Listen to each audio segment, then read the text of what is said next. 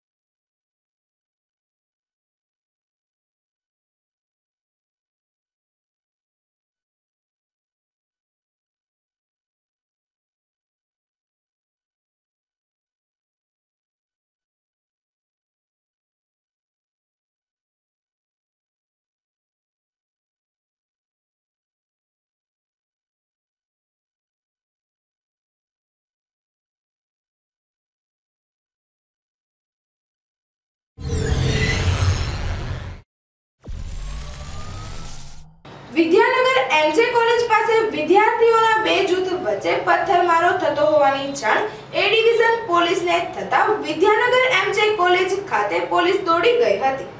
Police આવતા વિદ્યાર્થીઓ નાસી છૂટ્યા હતા।